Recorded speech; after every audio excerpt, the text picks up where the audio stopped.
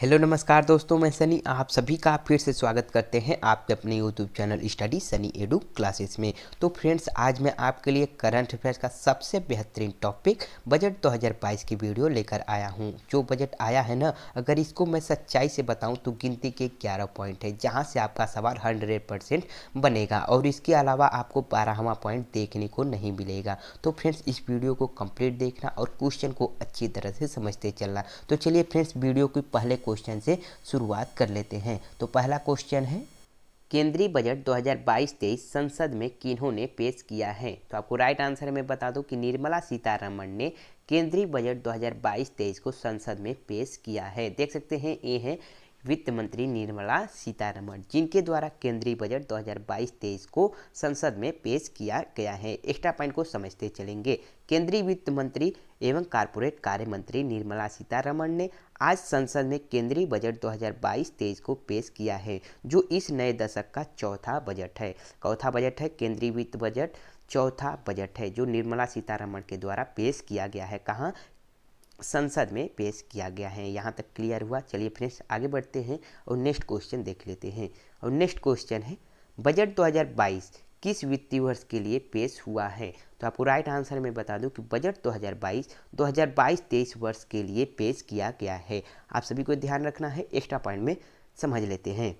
अगले वित्त वर्ष यानी कि 2022-23 का बजट आज केंद्रीय वित्त मंत्री निर्मला सीतारमण ने पेश किया है। वित्त मंत्री निर्मला सीतारमण ने अगले वित्त वर्ष के लिए 39.44 लाख करोड़ रुपए का बजट पेश किया है 2022-23 के अंदर। आप सभी को यहाँ तक क्लियर हुआ? आगे चलते हैं।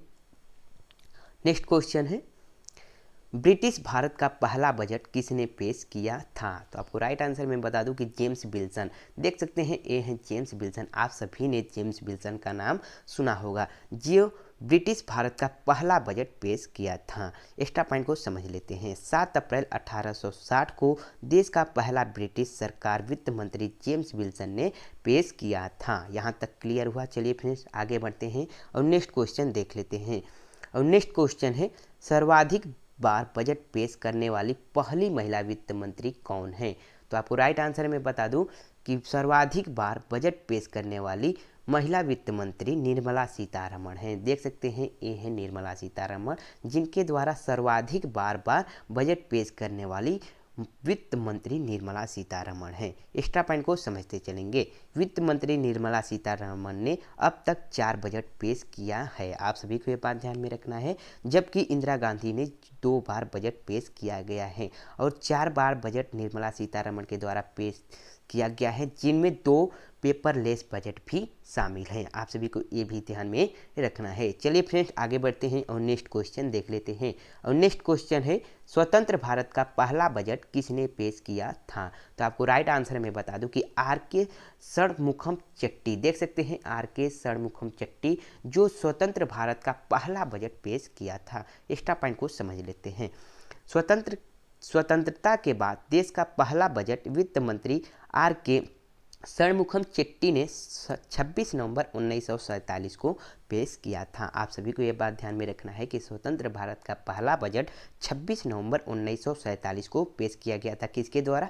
आर.के. षणमुखम चेट्टी के द्वारा। आप सभी को यह बात ध्यान में रखना है। चलिए फ्रेंड्स, आगे बढ़ते हैं और नेक्स्ट क्वेश्चन देख लेते हैं। और नेक्स्ट क्वेश्चन है, बजट क्यों पेश किया जाता है? तो आपको राइट आंसर में बता दूं कि हर साल का ब्यौरा देने के लिए बजट पेश किया जाता है। एक्स्ट्रा पॉइंट को समझ लेते हैं।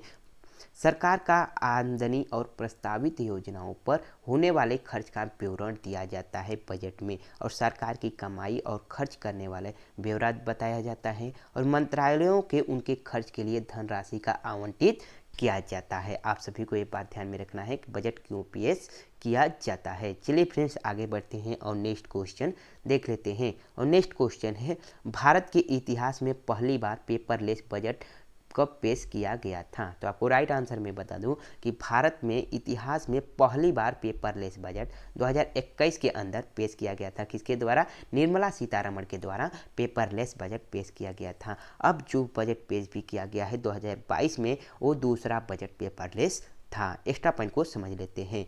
भारत के इतिहास में पहली बार पेपरलेस बजट निर्मला सीतारमण के द्वारा दूसरा पेपरलेस बजट 2022 में पेश किया गया है। और 2021 में पेपरलेस बजट पहला था। किसने किया था? निर्मला सीतारमण। और 2022 में भी निर्मला सीतारमण ने किया था पेपरलेस बजट। चलिए फ्रेंड्स आगे बढ़ते हैं और नेक्स्ट क्वेश्चन देख लेते हैं।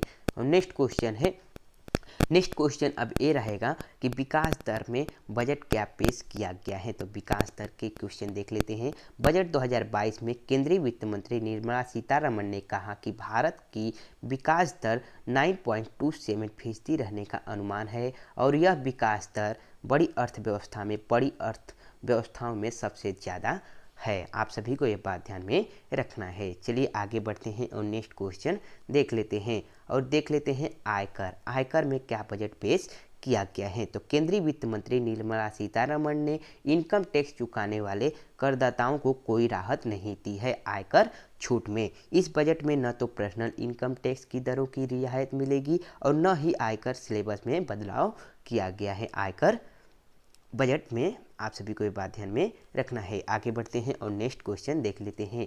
और नेक्स्ट क्वेश्चन है रक्षा क्षेत्र में आत्मनिर्भर भारत बनाने के लिए क्या बजट पेश किया गया है। तो वित्त मंत्री ने कहा कि रक्षा क्षेत्र में 68% हिस्सा भारतीय कंपनियों के लिए सुरक्षित रहेगा, यानी इन पैसों से देश की रक्षा की कंपनियों के हथियार खरीदे जाएंगे। आप सभी को ये बात ध्यान में रखना है। चलिए फिर आगे बढ़ते हैं और नेक्स्ट क्वेश्चन देख लेते हैं। और नेक्स्ट क्वेश्चन है डिजिटल करेंसी। वित्त मंत्री ने अपने भाषण में ऐलान किया कि वित्त वर्ष 2022-23 के दौरान रिजर्व बैंक डिजिटल करेंसी की शुरुआत करेगा। इस डिजिटल करेंसी में वित्त मंत्री निर्मला सीतारमण ने डिजिटल रुपये यानी कि डिजिटल करेंसी कहा है। किसको? डिजिटल रुपये यानी डिजिटल करेंसी कहा है। चलिए नेक्स्ट क्वेश्चन देख लेते हैं। और नेक्स्ट क्वेश्चन है पीएम आवास योजना। पीएम आवास योजना में देखिए क्या बजट पेश किया गया है। वित्त मंत्री ने कहा कि पीएम आवास योजना के लिए 48,000 रुपये आवंटित किया गया है। इस योजना के तहत 80 लाख नए घर भी बनवाए जाएंगे। आप सभी को ये बात ध्यान में रखना है। चलिए फ्रेंड्स आगे बढ़ते हैं और नेक्स्ट क्वेश्चन देख लेते हैं। और नेक्स्ट क्वेश्चन है railway Vande Mataram express. Railway और वंदे मातरम एक्सप्रेस इनमें क्या बजट पेश किया गया है। गतिशील योजना के तहत वित्त मंत्री ने रेलवे के लिए बड़ी ऐलान किया है। अगले 3 साल में नई पीढ़ी की 100% वंदे मातरम एक्सप्रेस विकसित किए जाएंगे। वहीं इस दौरान में 100 कार्गो टर्मिनल का भी निर्माण किया जाएगा और पीपीई के मॉडल के आधार पर ये रेलवे विस्तार किया जाएगा। और पीपीई का फुल फॉर्म क्या है? पब्लिक प्राइवेट पार्टनरशिप होता है। आप सभी को ये बात ध्यान में रखना है। और पब्लिक प्राइवेट पार्टनरशिप के आधार पर रेलवे का विस्तार किया जाएगा। आप सभी को ये बात ध्यान में रखना है। चलिए फ्रेंड्स आगे बढ़ते हैं और नेक्स्ट क्वेश्चन देख लेते हैं। और नेक्स्ट क्वेश्चन है 5G स्पेक्ट्रम।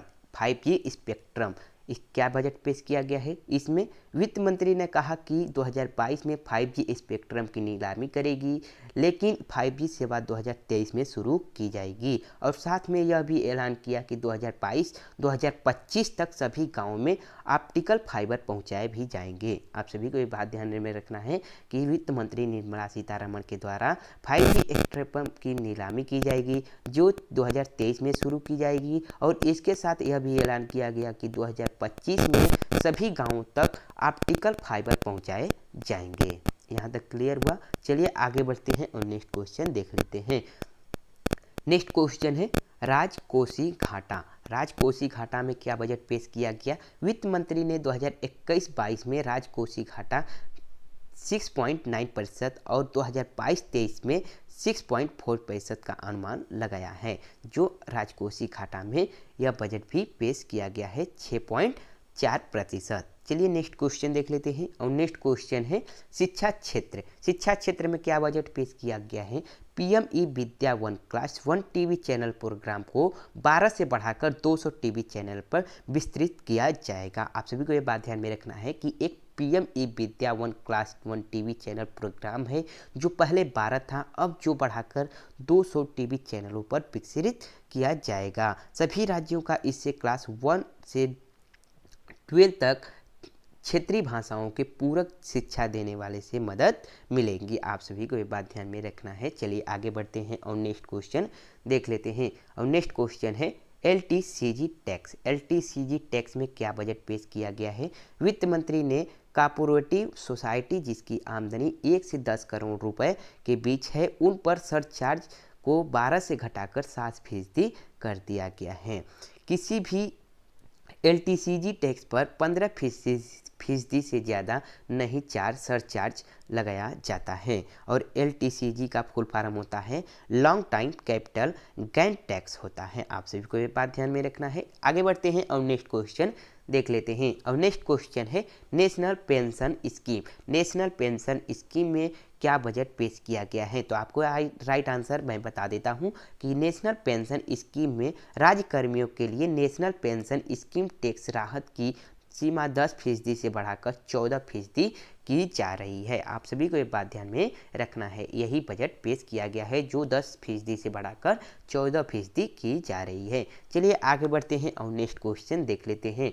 और नेक्स्ट क्वेश्चन है 60 लाख नई नौकरियां में क्या बजट पेश किया गया है? वित्त मंत्री निर्मला सीतारमण का कहना है कि पीएलआई स्कीम का अच्छा सफलता मिला है। इससे 5 सालों में 60 लाख नई नौकरियां पैदा होने की संभावना है। आप सभी को ये बात ध्यान में रखना है। आगे बढ़ते हैं और नेक्स्ट क्वेश्चन देख लेते हैं। और नेक्स्ट क्वेश्चन और लास्ट क्वेश्चन है बजट के दौरान विकास के 4 पिलर। आप सभी को ये बात ध्यान में रखना है कि बजट के दौरान विकास के 4 पिलर में क्या बजट पेश किया गया है। तो आपको राइट आंसर में बता दूं कि वित्त मंत्री ने कहा कि विकास के 4 पिलर गिनाए गए हैं। इनमें एक साल में 25,000 किलोमीटर हवाई अड्डे बनाना है।